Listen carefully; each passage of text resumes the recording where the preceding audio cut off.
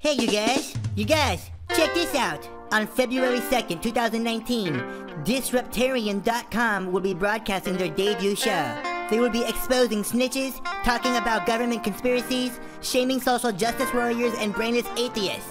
You know Groundhog's Day is a massive plot to put everyone in an interdimensional time cyclone, right?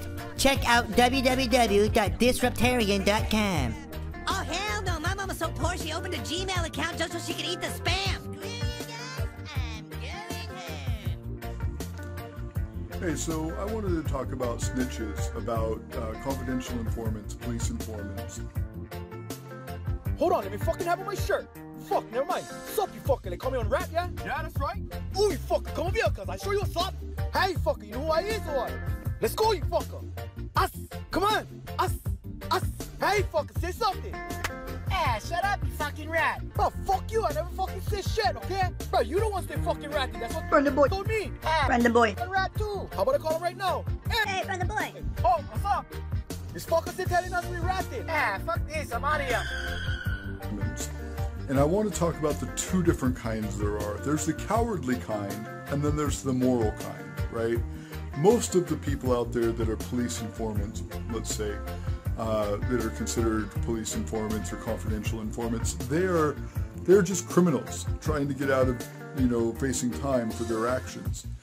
And they're cowards because they don't want to face the music. They don't want to be responsible for something they've done. So they get in trouble, and then to get out of their trouble, they make problems for other people. Oh, officer, yeah, you went that way. His name Keone. I can show you where he lives. What? I can jump in. Hurry up, jump in. Raja. Oh, the door's still locked. Oh, right there. Yeah, you live a couple blocks down by the two walls. I can show you. In their industry. So like drug dealers, for example, with Buju Banton or Mark Myrie. Buju Banton is like a hero of mine. And, he may be a prophet of God. He definitely speaks truth. Buju Banton is somebody that I took my pen name from. And Buju Banton is a pen name of Mark Myrie. But I have a pen name that I write with Rich Garvey Banton. Rich for my father Richard, who gave me my middle name, which is Richard.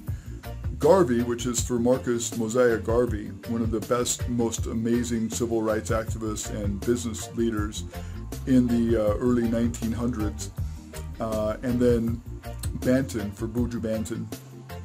And Buju Banton went to prison for 10 years. He got out after a bit over 7 years. He went in 2011. He got out just recently. So he got busted for conspiracy to commit a crime because he was set up by a guy named Anthony Johnson. I believe his name was Anthony Johnson. His last name was Johnson anyway. Pretty sure it was Anthony Johnson, who was a criminal, who was busted by the FBI for drug trafficking. And in order to get out of his drug trafficking charges, he went and snitched on people. And then they paid him because he kept snitching. And he's made like $3 million in the last 20 years snitching on people. Wrecking people's lives who were doing what he himself was willing to do. He had no moral ground to stand on. He wasn't doing this to protect other people or to help other people. He was helping himself. He was a coward. He was using the path of least resistance. He was not, fessing up and doing his time and facing his charges. He was snitching on other people for his own benefit. And then there's the other kind of snitches, confidential informants, those who are trying to help other people, not for selfish reasons, but for helping, for legitimate, helping people. So, people who would victimize elderly people. I've had family members who have victimized elderly people, like people who had victimized my grandma, stole from her, assaulted her, violence and whatever in my family. And, that kind of thing I think is justified to, tell the police about. Assaulting a child, that is legitimate. If, somebody out there has more strength and power than a child, and they're assaulting that child, whether it be physically, sexually, emotionally, whatever, that's also justified. Tell the police, get them involved. Or say someone's gonna blow up a building or something like that. I mean, that's justified. That's a moral use of, police information, giving the police information. But when you're a coward and you're getting in trouble with the law and you're a criminal and you get a charge that you don't want to face time on, and you make a deal with the police to become a confidential informant for selfish reasons, there's no moral ground to stand on. You're a coward. I've said in some of my blog posts, I've kind of used this, as kind of an extreme example, but I mean, confidential informants like that, who are criminals just trying to get out of criminal charges, are no better than pedophiles. They take the path of least resistance, they victimize other people, and, they use the power of, a mightier entity like the government to harm people either that they don't like or that are vulnerable. And I think that that's wrong. I think it's immoral. I think it's sickening. And so, I know a couple of these people only because they're family members and they've tried to get me in trouble with the law. Like one time, I had a guy, insulting me and spreading slander and defamation all over the internet. And I could have sued him for slander and defamation, but instead I just blew it off for like 10 years. And then he starts coming after my family and saying horrible things about my wife and about my kids and about things like that. So then I'm like, all right, I'm in your town. I live 5 miles from where you live. Come to my office where I work. I own the place. It's my business. And let's box. Let's do this. We can go down to the gym if you'd like.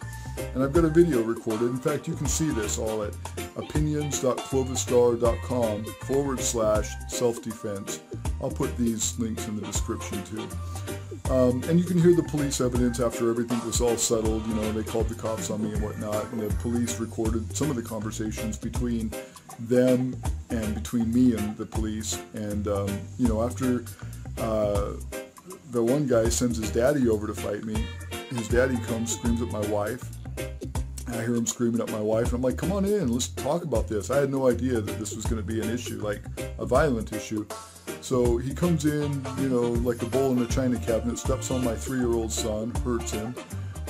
We're talking, and he wants to see something on the internet that we're talking about, that he's referencing. And I'm like, all right, well, I'll show you. Nothing what you're saying is true.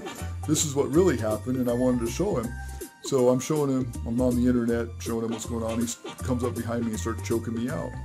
Well, I get a grasp on him, and I punch him. I break his sunglasses off his face, rip all of his pretty biker jewelry off, and, basically depatched him in a lot of ways. I took all of his paraphernalia off his biker jacket and threw him out of my house. Well, I thought that was the end of it. No, he called the cops. So the cops come over to my house. They're like, well, what happened here? I'm like, well, the guy came to my house, started verbally assaulting my wife, stepped on my son, hurt him, and then attacked me from behind, sucker punched me. He's like, do you want to press battery charges? Because you definitely can if you want. I'm like, nah, it's cool. It's cool. This is family. I said I offered to box him, but I told him not to come to my house. I told him to come to my business. And my wife said that too. I mean, this is her, her family, her side of the family. And, she's like, no, we told him not to come to our house. And I said, I did give him an invitation to box. I said, is that legal? He's like, yeah, that's legal. You can offer somebody to box. As long as you're not threatening them, you can offer him to box. I'm like, well, that's what I did. And I showed him the video. I gave him a link to it. Well, he calls the other party, and they're like, oh no, he put hands on me first, blah, blah, blah. I've got like 6 witnesses. I own the apartment complex where he comes to, right? So I have 4 tenants, all my family's there. I have 6 witnesses. They're, totally different story than what this guy's saying. And he mixes his story up too. You can listen to it in the police interview. So then, after the police get done with this, I offered him to box. I wrote him an email or a Facebook message. I said, hey, meet me at the gym, we'll box. I thought he was man. I thought he would man up and do it. No, he calls the cops again and says that I'm threatening him. So they charge us both with disorderly conduct. I said, no, you said battery charges. I want to press those charges now on that guy, battery. That's what he did. That's what I want to charge him with. Like, no, just disorderly conduct. Anyway, when all was said and done, I was found not guilty. He was found guilty. But the thing that stuck out to me is this is some big biker guy. He probably stands 8 inches taller than me, maybe 10 inches taller than me. Big guy, strong guy, whatever. I mean, he's probably a lot stronger than I am, a lot bigger than I am for sure. And, he hangs with this biker gang or whatever, thinking he's a badass. And I thought he would, be a man and man up and meet me in the boxing ring. No, he gets the cops involved. He uses the color of law as his weapon to come at me and, start sending the cops to my house. Well, you know, when all is said and done, he was guilty, I was not guilty. But it's just that kind of cowardice that I don't respect. And the son that he was fighting for, you know, is in his 30s. You know, he's a big badass. He always talks about how bad he is, how he can kick anybody's ass. He's got a police record, you know, 3 pages long of all kinds of aggravated assault and terroristic threats and false information to police officers.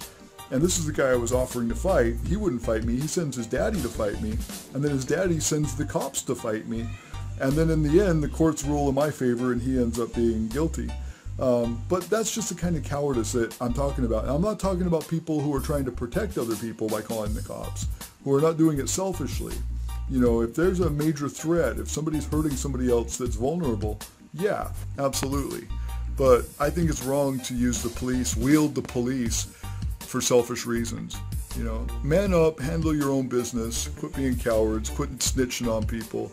You know, that thing with Tekashi 6ix9ine, the thing with Buju Banton. There's so many of these people that, you know, there's criminals that get busted. They don't want to face charges, so they take the path of least resistance, and then they go and fuck up somebody's life because they don't want to face the music. It's just cowardice. That's why I don't respect snitches. Yeah, man, hey, Rastaman, just wanna give you pro tip, man. I wanna give big up to Disruptarian.com. Yeah, man, and to let you know that Disruptarian Radio's debut show is gonna be streaming live. Yeah, man, live on February 2nd, 2019, man. That's Groundhog's Day. But hey, so don't be late. Walk good. Yeah, man. See you later, man.